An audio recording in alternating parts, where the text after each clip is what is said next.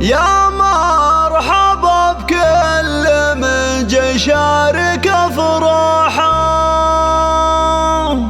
ترحيبة وافية من غير نقصان، وعلى ازرق العود فوق الجمر فواحه، والطيب ذعذاعش ذا مسكن وريحاني. في استوديوهات ليالي الشيخات.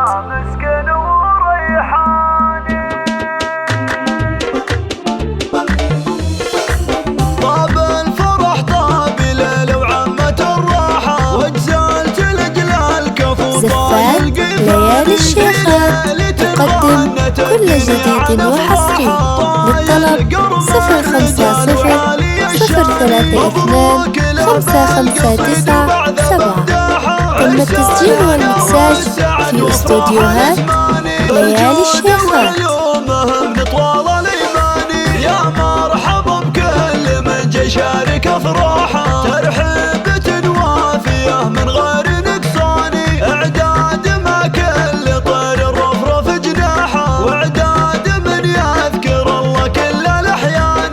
يا حي ضيفان يشرف محفل وساحه، على الكرم والشحم ودلال رسلاني، وعلى ازرق العود فوق الجمر فواحه، والطيب ذعذاعش ذا مسكن وريحاني. حران على بالمراجل رقم وشاني، منصى الكرم سيرته بالخير والضاحه، صفحاتها تحمل امجاد وتجاني، واخوانه لا ظفر فالهيه سلاحه، لا ثار دخانها في كل ميدان، من لابة مجدهم تشهد له الساحه، حدا سيوف ورجال الحرب ورماحه، حرابة المعتدي وسموعه معياني. مبروك لطايل في زواجه وافراحه، عسى السعد فال في جميع الاحيان. طاب الفرح طاب ليله وعمت الراحه، واجزلت الجلال كفو ليالي الشيخات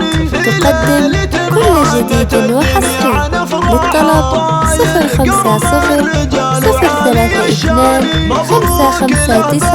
054-032-559-7. تم التسجيل والمكساج في استوديوهات ليالي الشيخات. يا مرحبا بكل من جا يشارك افراحه، ترحيبة وافية من غير نقصان، اعداد ما كل طير الرفرف جناحه، واعداد من يذكر الله كل الاحيان.